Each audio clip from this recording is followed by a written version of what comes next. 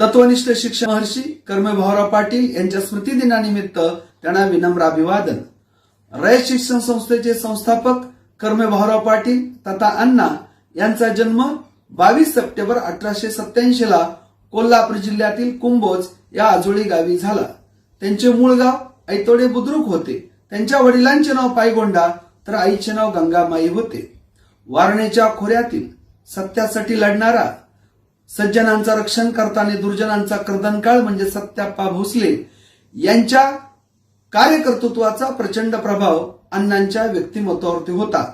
आपण सुद्धा अन्यायाविरुद्ध लढायचं, गरिबांना मदत करायची हे बाळकडू अण्णांना बालवयामध्येच मिळालं। पुढे छत्रपती शिवाजी महाराज, महात्मा फुले, शाहू महाराज यांच्या कार्याचा आणि विचाराचा प्रचंड प्रभाव अण्णांवरती होता। वडील सरकारी नोकर होते। वडिलांच्या सोबत ते विटा, दहिवडी, इस्लामपूर या ठिकाणी गेले। तिथं बालवयातील शिक्षण झालं। एके दिवशी अण्णांनी पाहिलं एका विहिरीवरती अस्पृश्यांना पाणी भरू दिलं जात नाही। त्या विहिरीचा रहाटच अण्णांनी मोडला। पाणी पिण्याबद्दल जर भेदभाव करत असाल तुम्ही रहाटच मोडतो, अशा बंडखोर मनोवृत्तीचे अण्णा होते।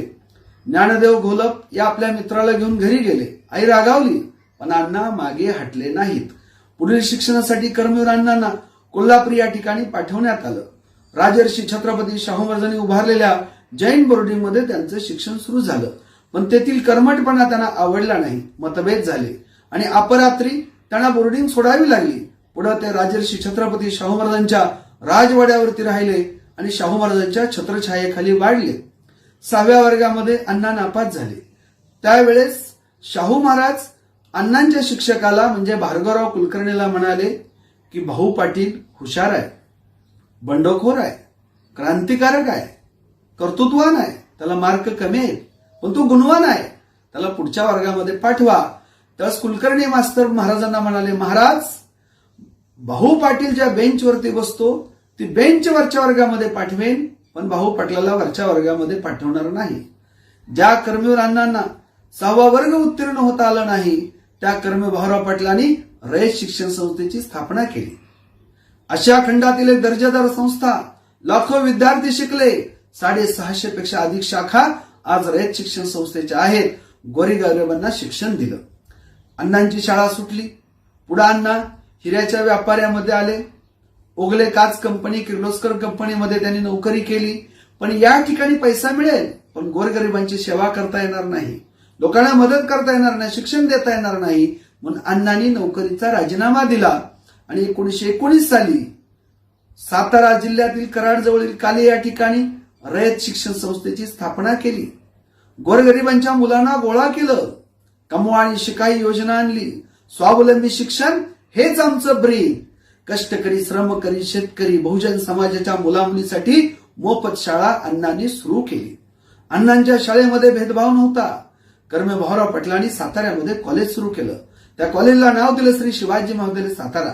एक व्यापारी आला आणि कर्मवीर भाऊराव पाटलांना म्हणाला, अण्णा मी तुम्हाला 2 लाख रुपये देतो, तुम्ही जे कॉलेजला शिवाजीराजेंचं नाव दिलेलं ते नाव पुसा आणि माझं नाव कॉलेजला द्या।